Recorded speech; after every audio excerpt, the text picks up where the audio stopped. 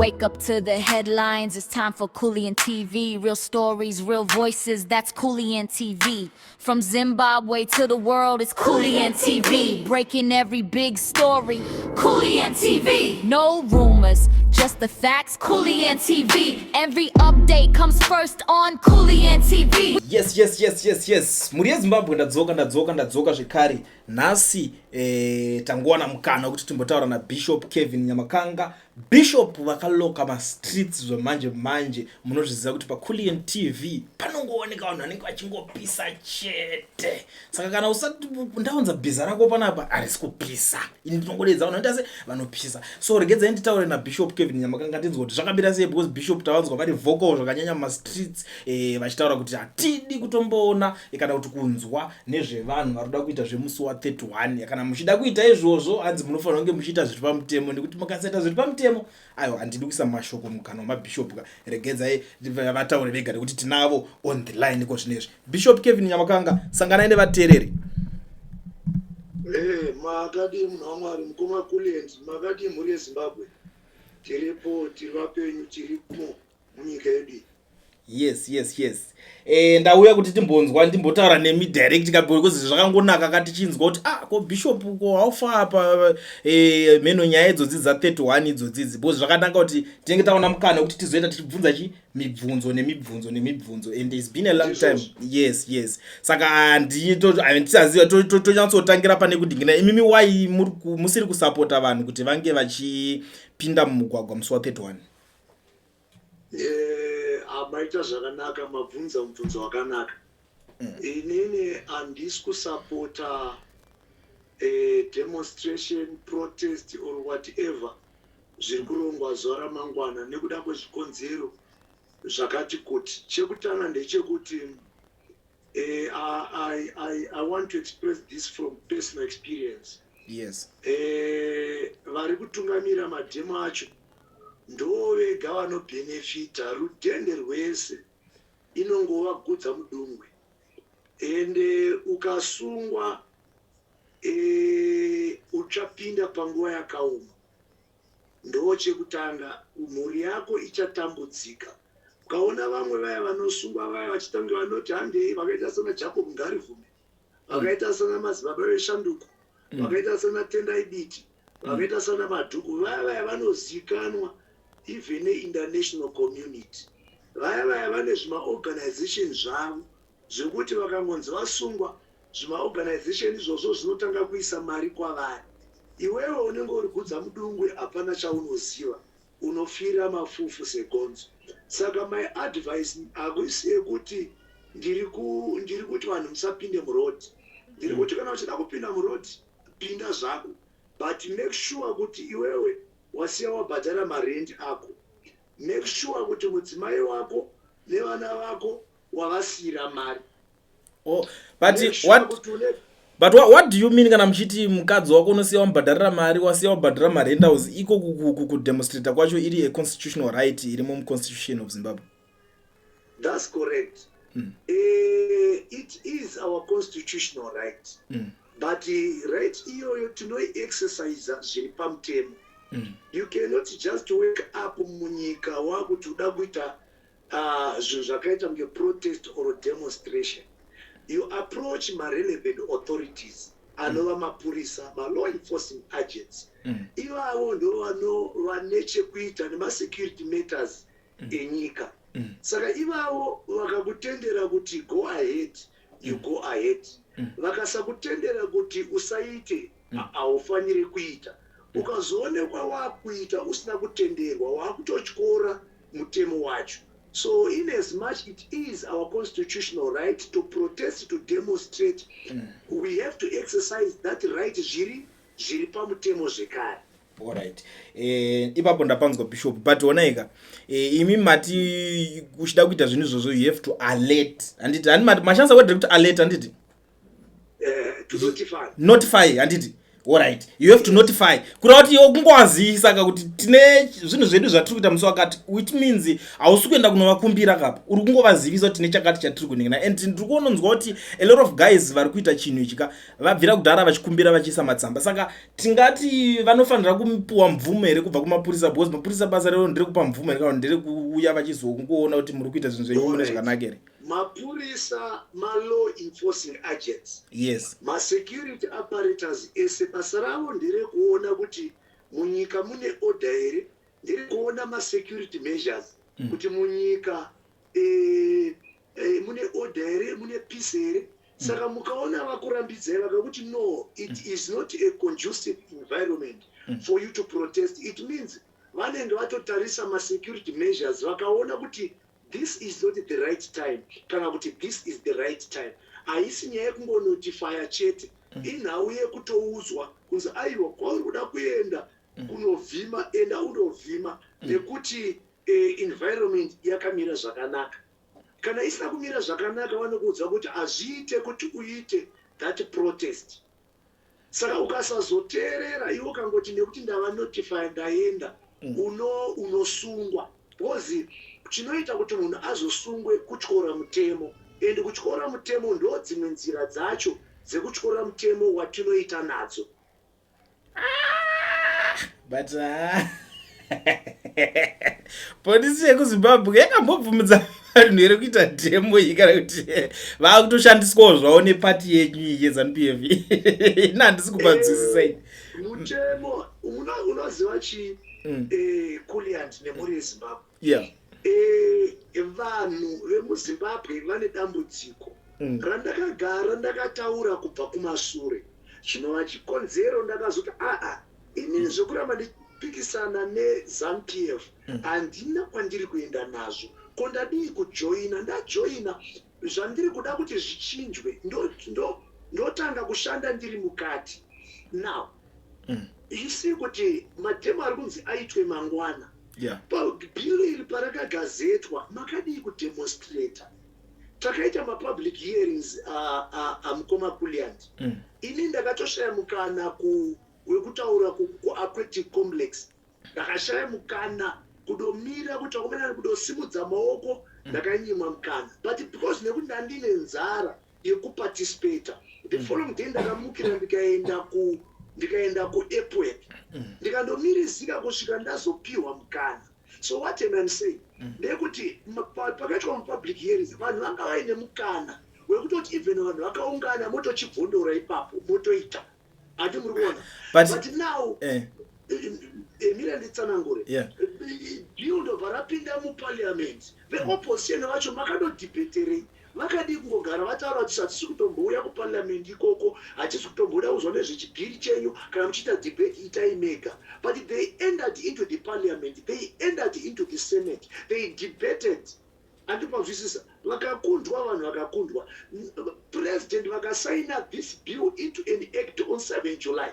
Now all is done, zvaitwa vanhu vakuti muda kudemonstrate. Asi mashure here kuti Argentina yakundwa neSpain yongoramba ichingokuchema kuti takundwa takabiriwa at the last whistle.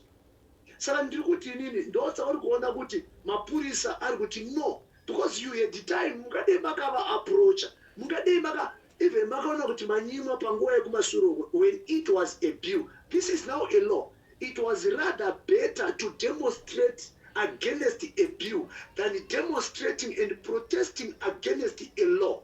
This is insurrection. Mukoma kule. But imimi Bishop magara mataura kuti vanhu vari kuti imimi makatoshayiswa mukana. Izvo kuti imimi mazoshayiswa mukana hayo idzo dzaskillful idzo dzekungoti zvinzika mukutoona vedu vacho vatori vocal vari kutodefenda vari kutoshayawo mukana, you know, because imimi you are a public figure and mune following yakawanda. Tingakutaura minimum following yenyu mimi inoona kutoita kana zvekuma 700,000 kutaura minimum yevanhu vanokuona vanonzwa zvamunotaura zvacho according nemastatistics etienda kuzotarisa. Saka iyo yatoskillful yekuti vanoziva kuti okay, this guy is a public figure. Saka tikangonyibo one public figure or two public figures vanotanga vashaya mukana. But chinhu ichi chikunzi changa chiri scripted kachekutoziva kuti ava vese nauyo vanhu venharo. mukoma Kuliant udzai mhuri yeZimbabwe chokwadi problem yevanhu vemuZimbabwe veopposition vane dambudziko rekuti they are good at blame game. Unoziva kuti ndipandakajoina ZANU-PF ndakatanga affiliation yangu inonzi gatekeepers. Do you know kuti ndakasainisa vanhu vangani negatekeepers paperiod of 2 weeks? Ndakasainisa vanhu vangu 3620 is on the record. Ndaifamba mumasaloon andanga singamanikidziwa ndaitsanangura vanhu zvakanakira cable 3 but vanhu veopposition hakuna akagona kuzviita izvozvo. You know what, the same thing yandakaita inini mu2024 ndaifambisa mapapers ndichifambisa matsamba ndiri ndega on the ground. You understand? But the problem with the people of the opposition ndekuti they are good at talking and blame game. When it comes to work on the ground there is nothing they can do. They only blame titarambidzwa titazodai. Just imagine kuti veopposition pavakaenda ku city sports center public hearing vakandogara paya zvikuda kuonekwa zvikuda kuzviadvertisa zvikuda kuzvimaketa kuti vaonekwa atiri panapa kuti because vanoziva kuti kune mahuman rights defenders vari kunze kwenyika vanovasponsor, which is the reason why right now vanhu vakuti taakuda demonstration nekuti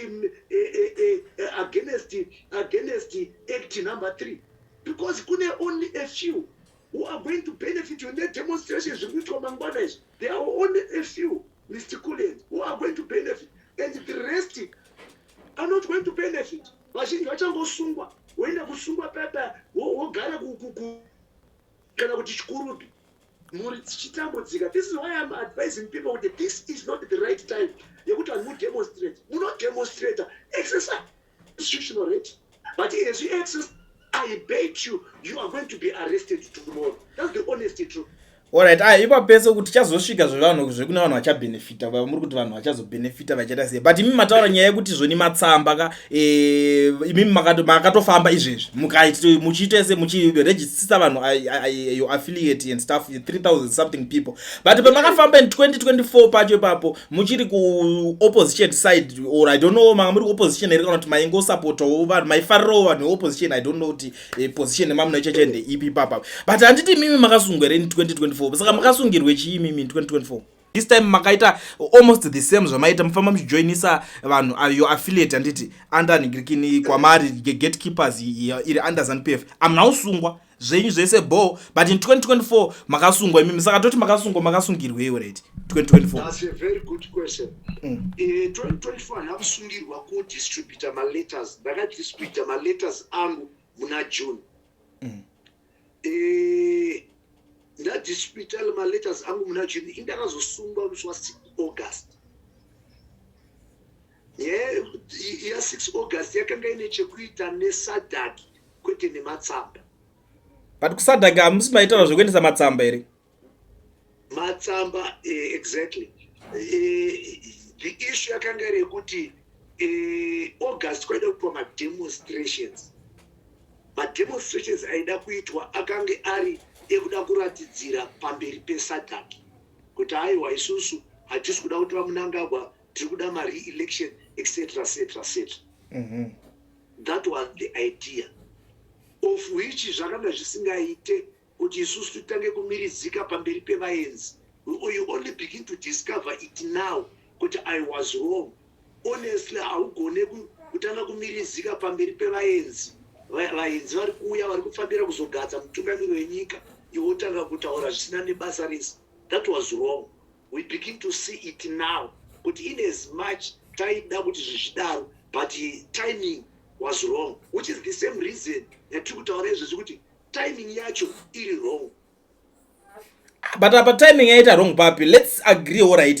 Apa ngatiite tichiagreea zvimwe toregedza kuagreea zvimwe futi. Apa timing yaita wrong papi because hakuna vaenzi last time makune vaenzi That's a very good question. Timing iri pakuti iwewe Kuliant watora mudzimai wachata machata pobvunzwa panotobvunzwa chitochatisa nezvo totobvunza pane here anopesana kuti vanhu ava havafani kuroorana, aripo anoti aiwa poshayikwa pashayikwa vanhu voenda kumba iwe wozotanga kuuya uchiti aiwa mukadzi uyo ndewangu, aiwa murume uyu ndewangu, iwo mamarriage certificate asainwa. Ko makadii kudemonstrata kumashure uko richiri bill maidi kudemonstrate because mukana yacho yakanga iripo, but razosainwa into law makuti makuda kudemonstrate. This is wrong timing. This is wrong timing. Bishop apa pane ka on go kamakanda pane zvandaona alright mati imimi mandonyosototaura makati mikana yanga isiri kuwanika apa pamuchato toshandisa example yemuchato pamuchato pacho panonge papane tight security kuti pachingonzi iwe usumuka wotoshaya nguva yekutaura kuti pamuchato pacho hauzorengedze kudzoka akakupepa 2 wakushaya imwe plan hazvito kana marriage certificate yatosainwa zoreva kuti deal done deal. President makaregedzerei vachisaina, makaregedzerei ma-MPs enyu achienda kudebate e-opposition, makadii kubva mavaudza kuti garai matongoramba kuenda muparliament. You have nothing to say with this bill. You have nothing to say with the ZANU-PF. Mirai nkoma kule. Makaregedza ma-MP achienda kunotamba bhora. Bhora ragoweswa makuti aiwa tabirirwa. Makadi kugara mangoramba kuti isusu hatisi kuda takagara tachiona chinhu ichi kuti chakaora. But participating mune chinhu chamuri kuona kuti chakaora, it means you are in agreement. Saka vanhu vanoda kubenefita ndo vanhasiri muparliament. Vanoda kubenefita nemademonstration. These are the very people vasina representation mu parliament, vasina kana representation kana kumakansela, they don't have. These are the people who just want to bring chaos and disorder, sowing seeds of discord among the brethren in the nation. Period. But kuma MP ukoko hatingazotaura hedu zvakawanda. Ina hangu I don't like kushandisa imwe language inenge ichizoshandiswa nevanhu. Ma MP wayo vakatonoita the same things vamutotaura, vakatoenda kutonosanitize chinhu chacho already. And kuti MP aregedze kuenda kunorepresenta mukoma kuleti. Whose problem is it? Are they representing ZANU-PF, those people? Some of them they did because vakavota in favor of the bill rakabva kuZANU-PF. That bill arina kubva kune vanhu vese ka. Muri Zimbabwe voting for the bill uri mu opposition not munditereni. We don't oppose for the sake ekungoti opposa kana kuti nekuti zvandiri musisi saka ndofana kuopposa zvese zvaitwa neZANU kana kuti zvandiri muZANU ndofana kuopposa zvese zvaitwa neCC. The idea ya President E.D. Mnangagwa, his philosophy ndeyekuti leaving no place and no one behind, an enemy of none and a friend to everyone. So it's not it's vanhu haisi yekungoopposa kuti anekuti zvavari vaMnangagwa ndakutoopposa. That's wrong. Pakanaka ngapaonekwe kunzi apa panobatsira mhuri yeZimbabwe, apa panobatsira mhuri yeZimbabwe, kwete kuti nekuti zvamuri veCC. But Bishop ipapo I know. Koma kuleli ini ndakapinda muZANU-PF ndakukudza. I'm learning a lot of things. There are a lot of changes that are taking place. Zvekuti haugone kuzviona uri kunze. Uri kunze unoona ZANU yekuma 1990, yekuma 1990, 1991, 1992, 2001. Those ZANU iri kuonekwa nevanhu. But as I'm speaking right now, there are so many changes that I'm seeing in ZANU-PF that I can point. Kuti ndakanga ndiri kunze ndakanga sikagone kuzviona izvi. Because pfungwa yangu inini yakanga ingori yekungoopposa. Chese cheZANU I have to oppose. Chese cheZANU I have to oppose. Ayo, ipapo Bishop I know we never agree zvedu pane zvimwe zvinhu, but panyaya yekuti MP yake anozonzi ndewe opposition osupporta zvinhu cheZANU-PF, kune ma-MP izvezvi vari kuninga isusu togara tiri panapa tichitorurunura news nemamwe vanga vari ma-central committee member vakadzingwa varamba bill, vakatonzi ibvai kuno you don't belong to us, vakadzingwa nevanhu vavo chaivo kwete napresident kana nani, vakadzingwa nemaconstituency kwavari kutobva kuti mimi you don't represent us, mukuramba bill, so why do you want to benefit on something chawaramba. Vari kutodzingwa mabasa, by-election ari kutogadzirwa. Vari kudzingwa mabasa nani? Kumaconstituency kwavanobvazve vari kuvadzinga ndivanani vanhu vavo. ZANU-PF iri kuvadzinga, but we don't know. Bishop is why kana ndiri kuti ZANU-PF handisi kutaura about the leadership iri kumusoro uku no ndangoti iZANU-PF vanhu veZANU-PF saka vari kudzingwa nevanhu veZANU-PF. Allow me to say something. The MPs, they are in those offices, not by themselves. They are voted into those offices. They are serving the interest of the people. Saka kana kuma constituents kwavo vachidzingwa navanhu vekwavo, it means vakatadza kunomirira vanhu vavo, vakaenda kunozvimirira ivo.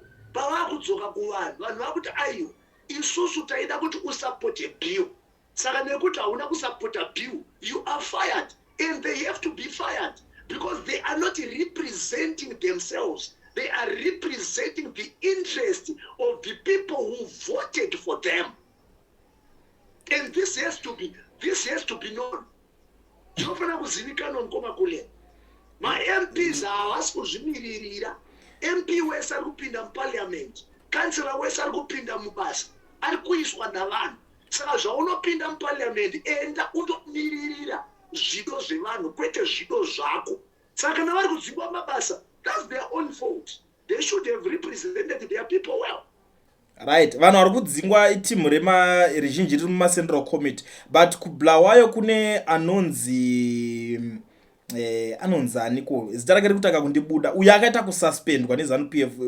I guess vanhu vari muconstituency power rekususpenda MP havana, rinotowanika kubva kumusoro kwenyu kunana isedha ndana anonzani Mr. Jacob Mudenda oro Mr. Munyaradzi Machacha, but no yarisira Mr. Munyaradzi Machacha ndo vane power to suspend, then Mr. Jacob Mudenda I'm sure vanofana vari secretary general if I'm not mistaken ndo vanenge vane power to recall.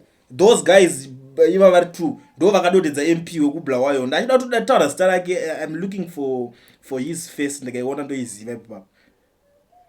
I pointed out, don't you have evidence of saying kuti akadzingwa navamutenda or but ndingokota pamati akadzingwa kuma constituents kwake nevanhu vekwake. Vekuma constituents vanhu veku central committee. Vekuma constituents iyoyo central committee iyoyo vanhu. Yes, vanhu. Ndo vanhu vacho. Saka nakadzingwa nevanhu veku constituents kwake, that's his own fault. You are supposed kuteerera zvido zvevanhu. Zvido zvevanhu pamberi, zvido zvevanhu kunyanya. Haufanire kundorepresenta iwewe mhuri yako, kunorepresenta dumbu rako kana kunorepresenta zvido zvako. That's wrong. Ipapa anenge akatadza and there is no one to blame. Yeah, plus there is no way right. Uyu anonzi apa hangu anonzi Mr. Space Tole ndiye akasuspendwa. So yakabva nekuna uya ndiye akasuspendwa. Saka you say kuti that's akatadza basa amasuspendwa ende pabasa iwewe kulanduka ukaenda waemployer munhu akatadza kuita zvakanaka pabasa pako, une right yekumususpenda, une right yekumufaya. Ende zvekare zvirimo muconstitution ya zvatingotaura izvezvi, zvirimo maconstitution zvacho. Haungomukuru uchingodzingwa. Yeah. Apa atinga idzo nyaya dzedu atingambotaure tikadzikapera Bishop. I understand because ndozviziva kuti magara munenge hapana pemungazotaura anything bad about those team. Tinoda kuti tirambe tiri nyaya yedu iri glued panyaya yemusawo 31 because obviously nyaya dzekuzvikiri hapana pemungataura kuti apa vakanganisa because mukataurawo zvinenge zvine maconsequences kuside kwenyu, and I don't want to push you to say anything zvinononanga ikoko or to force you to agree kuti oro vamwe vanoziva kuti why are you not agreeing pane zvinhu zvamuri kuona. Brilliant. Ndakuzwa there are a lot of things zvandiri kutanga kuona inini ndine zvisina kutomira zvakanaka ndototaura ini kuti apa pakanganiswa. This is wrong. And because there are narratives and there is ideologies that are being pushed for a better Zimbabwe. Ndosaka ndati vanhu vari kunze vachiri kuona ZANU-PF ya 2008 or 2001 ya 1999. But the ideologies and things are really changing. Ini right now ndogona to ita video yangu ndichikomenda. Last time if you were following, then I commented ndichinetsana na ndichimutsura na iyo ndo pasina wako. It's showbiz. Iyo showbiz. It's entertainment. Kuti mimi vanhu kuzalipe vanhu vati vanotombonetsa lo. Let me tell you. Yeah, guys, it's showbiz. The Lord is my witness. That was no showbiz. That was no showbiz. But that was making things correct. But I'm doing it that. But imimi dai muri kucorrecta zvimwe zvinhu izvo right zvamuri kunyatsoona but you know pane mamwe ma-issues like what is happening to madzibaba weshanduke izvezvo he is into hiding izvezvo akangobudisa musoro kungoti listen mukoma kulia yes madzibaba weshanduko that's his only cup of tea. Why do you say so? Because achangobva kureleaswa wait a minute. Yeah. 1 April. Yes. Do you know ndakandoona madzibaba weshanduko kujere 1 April. Ndakandoona madzibaba weshanduko personal. No. 1 April. Bvunza mai karembera mudzimai wake mai karembera vanogara pamasasa paka. Ask here. I called you last week but one I called you. Ndotogara ndichifonera mudzimai wacho. Ndikamuudza madzibaba weshanduko. Unless kana uine zvauri kuwana. Fine, go. Ita hako. But if you're not getting anything, my brother, 8 months uri in prison. Muri yako izvesi iri kuchengetwa nani? Woruda kuti akuchengetere muri yako ndiani? Woruda kuti akuchengetere mudzimai wako ndiani? Waitwa GoFundMe na Hope Chimono, itarget ye 5,000, kukabuda 2,000, etc. This is not life. And you we'll be trying kuti ndikamuudza ndikati mwana wamai, come let us sit down. Kwete kuti ujoine ZANU-PF. But let us come sit down. Ngationesana. Ngatita akati bishop ndikuya ndamboenda kwakati guruye kuna zoshaika etc. I talked to him as my boy Shandu. Zvakanyatsonaka zvisina hondo mukati because by end of the day kusiyana kwe our political ideologies does not turn us into enemies. Yeah, yes, I agree with you on that one. You see, we should not turn ourselves into enemies. Kutotukana. Politics zakudhara mkoma kulia. This is a new generation. But munhu ari into hiding manga matozomuona here pamwe angasatadzoka guruwe kwacho right koko batonzi ari kutodiwa futi. Chakaita kuti aite into hiding. Inhau yemaposta ndakamuudza ine. Maposta look here. You see with people vanhu vaingoita maposters ma-AI anenge achingocreatwa nevanhu personal face yake madzibaba weshanduko personal face yake madzibaba weshanduko and you cannot allow the law enforcing agents varambe vakanyarara vatadze kukutsvaga kana pachibuda izvonzi Nyamakanga ari kuda kuita ma-demostrations Nyamakanga ada kukonzesa chaos munyika ndosaka tine police but that's and at the same time that's why tine intelligence futi munyika yekuona kuti is he the one who is doing all these things but we all know kuti madzibaba weshanduko is not that IT guy, he is not that smart zvekutanga gadzira all those things with AI but I not the way yamuri kufunga because munhu chabva matanga kuti kale ninda kutozvigonawo chichi ana phone, he doesn't have a phone yake yakatosara paakasungwa asati recover that phone up to now saka ari kudikirikina nei mukoma kulie ndikutire vanhu pachena musarovembwa vakanika pini inini these days I just assign best people those assign them do this for me do this for me my secretary my PA do this for me do this for me I don't need to necessarily do it myself but kana pakabuda information yakadaro clear your name atiriona shobotara make a video, make a press statement. No, and this in kana kuti ndini Joshua I'm endorsing to imba nana Jacob Ngari vari kungozvitaura kuti tinayo tiri kupfuura mberi nana Jameson Timber tiri kuita munhu wese ari kuti tiri kuita so why are they hunting madzibaba instead of hunting those guys vari kutobuda nabita nani vane mari zozidhara? Why is he hiding?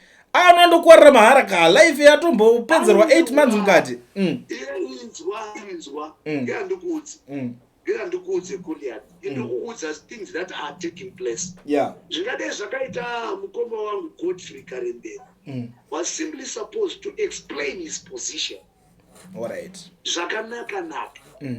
Zvisina kuti izvozvo, even when we are doing this politics, let us be honest and faithful. Because we are saying we are leaders of these people. Honest and faithful is priority number one. Uda pachena. Inini panda pamazanda katoka nje for question in 2024. Inini I went straight. Andina kutiza. I went straight. 2 times ndakaenda ku 2 times with my wife. By then she was pregnant. Ndakaenda. Why? Because I'm honest and faithful. Those who shop under agenda ZPF. This na kuita zvekusherera zvezvo. Ndakaenda pachena. When I could talk about it, everyone talk about it, curse me, give me names. But I'm being faithful and honest. You are dealing with the woman who is Nyamakanga, this is his position.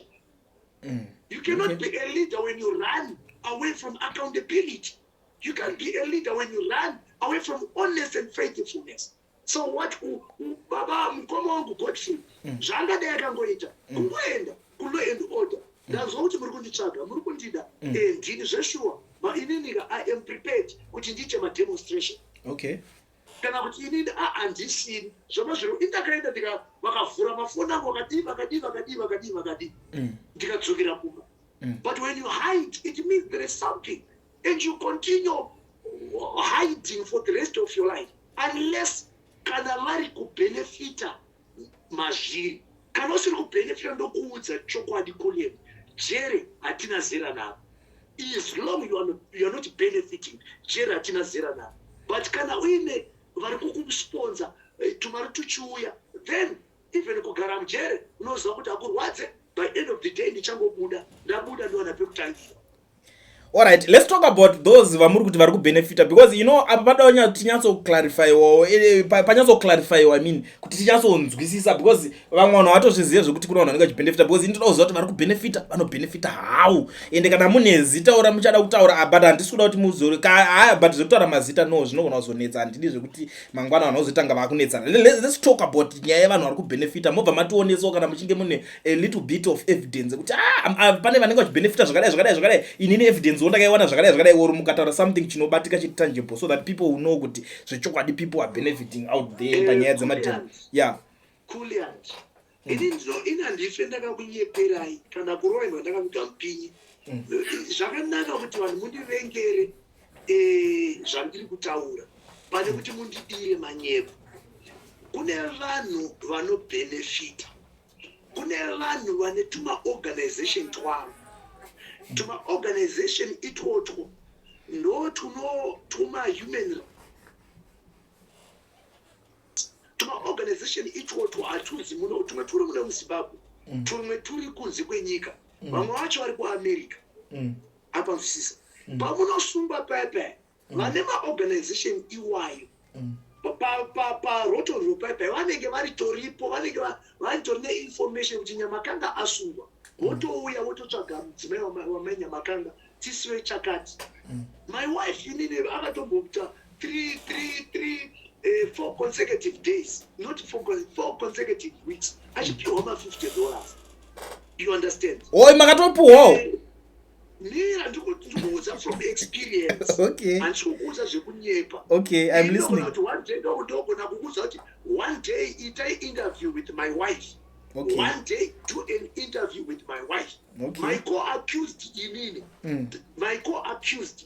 Pandakasungwa inini kulia nemuri Zimbabwe. Vazhinji munomuziva, handidi kutaura zita rake. Takapiwa malawyer, ina achine lawyer rangu inini.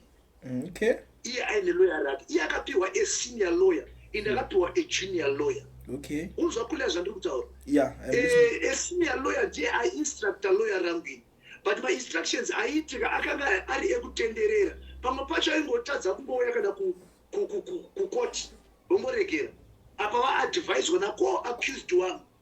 The more you stay in prison when you have those organizations, the more you get money. Just imagine kuti lawyer rangu rakazondibvunza rauya kuchikuru pakati naye mukoma. Toda kukubvunza yekuti inini ndaona mumwe wenyu nemudzimai wake vachifara patanyimwa bail. Are you benefiting? My wife has to send a text message kune mudzimai wako accused usiku kuma 11. Vakamubvunza kuti patanyimwa bail ndakuona ini muchifara asi pane zvamuri kubenefita here. She came to Chikurubi, she told me uyo ndobva koakwizwa ndobva azobvunzwa azoudzwa nemubvunzo wake kuti mai Nyamakanga ndozvavandiudza. He had to ask me tikati my wife andibvunza zvakamira zvakadai. I had to spend nguva yakareba tikadai takabuda soon after isusu August tikadai takabuda 2 days ndobva tabuda, but we have to spend kusvika September. Andipazvisisa kusvika inini ndazodaidza lawyer rangu rikauya kuchikurupi. I can reference my lawyer, she is there, anoshandira mutauno. I can reference manda ndikamudaidza ndikati I want you to separate case yangu neyaco-accused uno apply a bail kuhigh court. Ndopa ndakazobuda ini case yangu yaseparatwa, ndopa ndakazobuda ndindakatanga kubuda ndakazosara chiita mwedzi achitevera. You understand what I'm saying? Ndabuda inini ndakaenda kune maorganization asingagoni kutaura sekutaura kwawaita. Vakaenda inini ndikapiwa inini ndakapiwa email yekuAmerica. Upanzwisisa? Ndikanzisenda ima message itai zvakadai. I did that. Ndikapiwa mari 3,100. That I can save you with the emails and everything. Yandakatambisa Christmas ya 2024. Nepazozvarwa mwana wangu. Yekusungwa nyeti. Yekusungwa 3,000. I can give you a receipt, I can give you emails. But kana makapuwa mari yese so makazosirei kusaidi kwacho kuti mari inonaka kudaro ndo patada kutoziva because that's a very good. Inini handigone kunyengera. Ukanzwa kuli handizvandotoita pepe zvezvandinoita pepe. Ndoita nemwoyo wangu wese. Zvandiri kuita zvezvo ndoita nemwoyo wangu wese. Zvandaita ndikuopposite ndaita nemwoyo wangu wese. Handigoni kunyengera. I don't rely on all those things. You understand? Handigoni kuzviita. But ndikukuudza chokwadi. Right now kune mamwe vachange vachimhanya malawyers veve. Malawyers iwayo kuti agone kuwana funding kunze kwenyika vanotoda kuti kusungwe vanhu. Nekuti kunyika munogara sungwa vanhu, mafunders iwayo maorganization anomirira vanhu aya havagoni kuwana funding nekuti hapana basa rinenge richiitwa. So right now there are people who are going inori mangwana inotori payroll revamwe vanhu. Mangwana inotori payroll yevamwe vanhu. But an ordinary chozondirwadza, an ordinary Zimbabwe citizen hazvizive zvandiri kutaura. makutondiziso style rinyowani nyaya ndinokuudza ona sasha pane zvakataurwa naTraore pane imwe video yakaita ndakazoti right this guy akunyatsotaura chaizvo he said the truth as it is. Malawyers atinopiwa chinzi malawyers emahara haabhadharwi neZimbabwe negovernment yeZimbabwe vanopiwa funding from outside. Saka kuti vawane funding ngapasungwe vanhu ende vanobhadharwa maringe nemhando yevanhu vasungwa. Kana iwe uri ka-activist pasiwo une kagrade kako avari pamberi vamuri kuona vese vaya vakamirira vese vaya vane magrade ari pamusoro. I want you to note something Kuliand nemhuri yeZimbabwe. Pana akambosungwa akazobuda akutaura kunge Nelson Mandela achipfeka kunge Nelson Mandela. Yeah, I know him. What happened to that one? Akabuda achienda kupi? Haana kubuda achienda kuholiday. I don't remember. Vazhinji, I want you to check. Vazhinji vanosungwa pakupera kwazvo unozwa chinzi azotravela aflyer abuda kunze kwenyika azoita and aenda kundorapwa. Hakusi kundorapwa, they are going for a holiday. I experienced that inini ndazoudza madam ndikati ndemota nevanhu vangu vemakondatsi vevanhu vangu zvikanzi my bishop Nyamakanga togona kukwenisai kuZambia negonyeti. Ndikazoti aiona vamwe vari kuenda nendege moisa mukadzi wako negonyeti kuZambia. Garai apa, she's pregnant.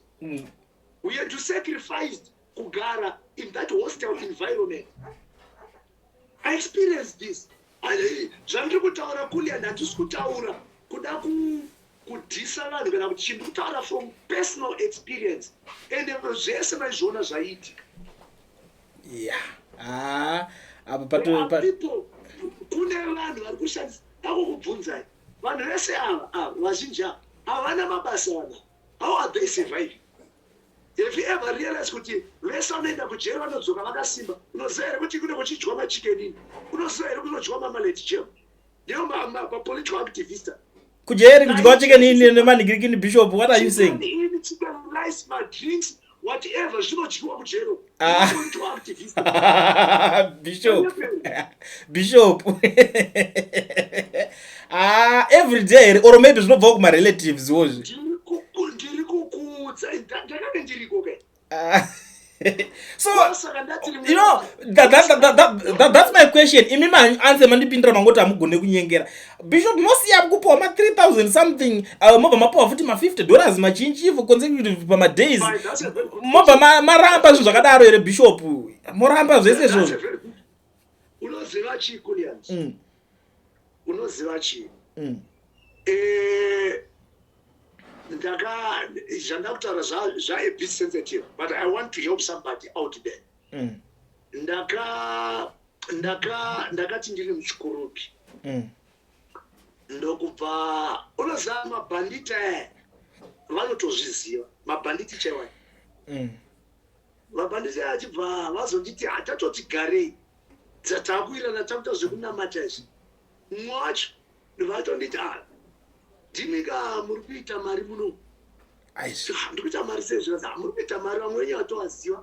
Uyu akambouya gore rakati nanhingirikini, akauya gore rakati nanhingirikini. Totoziva kuti kana vachinge vauya muno vanoita chi? Vane vachiita mari. Ina ndakuzviziva kai. Ndondatekedza ndibvunze vamwe vatange tinavo tasungwa navo. I cannot name their names. Tange tinavo. Ndotataona ndoti mundibatsirowa. Dzososwo ndine vana vari kuenda kuchikoro kumana hapana here maorganization anobatsira. Zvanzi ndibvavaseka. Zvanzi umwe wenyu uyo wamina ndiye anotoziva zviri kumberi. Ndakambvunza mumwe wangu uya. Ndakambvunza nai shamwari, nai munhu wamwari achiri mwana wangu ndine mwana ari kuboarding school etc etc. Akanditi Bishop regeza ndigodai. But kubvunza kwese kwandaita ndaida kuziva kuti zvandaudzwa zvezve ndizvokwadi. And I saw it kuti ichokwadi. Kutendera kwai tatobuda mujeri. Vaiti provide maservices emaloya. Vakati no Bishop nako accused wenyu. Imimi takuchikupai one lawyer because makwenda kutrial. Nyaya yenyu kula futi mabuda. Saka takusara one lawyer. But umwe wenyu asarudza tiri kupai lawyer guru anenge ari nani wangu anga ari junior. Hawo zvakanaka. Saka ndai munoona lawyer uya. Ndatoona lawyer ndega kuti tinzwe nyaya yekuti iri kufamba sei. Zvanzi umwe wenyu akauya but achinyaya ngaende constitutional court. Indikati kunyaenda constitutional court kunodii. Inini handichada zveparliament, hachadi zvekuramba ndingori parliament. Because right now takutoita 11 months. Every Friday chinorepota kunhingirikini. Nyaya ngaende kutrial. Ndobva vati amwati constitutional court vandadzokera kune mabhosi enhingirikini vaiti provide maloya. Ndikati ndinokumbira kuti dzoro loya ravo. Inini uzve kuenda constitutional court handisi kuda. You understand? Ndondadzorwa futi loya ravo. Rangu yacho ndamborudze. Ndakarinstructa ndikati mukoma ino ndinoda kuti isusu nyaya iende kucourt. Iende patrial because of this and that and that and that and that and that and that. Musi watakapinda, musi watakambobvisa nyaya yangu yapinda kutrial. That's the day I was acquitted. Iye ndo paakazoteera akati let me advise akazoadvisa lawyer rake. Zvakanga zvaitwa nelawyer ravo. Havana zvina constitutional court.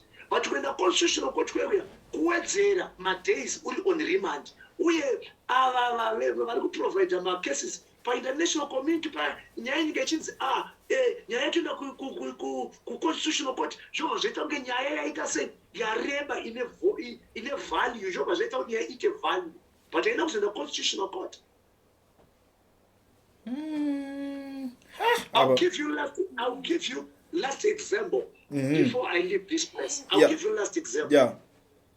Ndisandasungwa ndanga ndiri paBriside nemudzimai wangu akazvitakura taenda kuscale. God dropped a word inside of me. Paine mwana amai vakanga vasungwa paAvondio naJameson Timber vakanga vaine kamwana kadiki kaingodzi vasungwa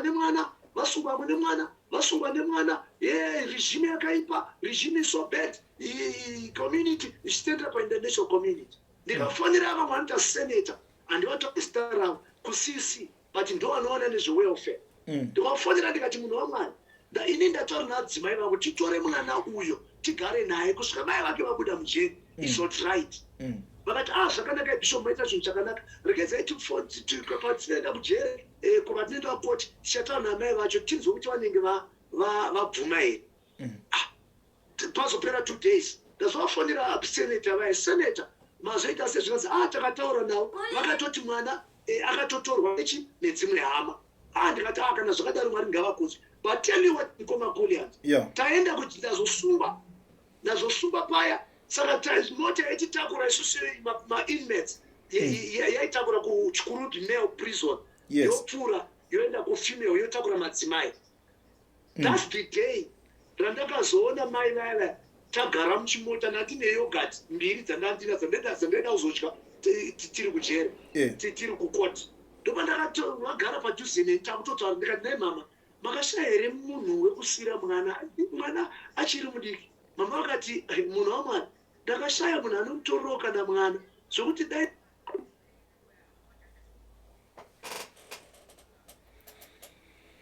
Oyo. What happened?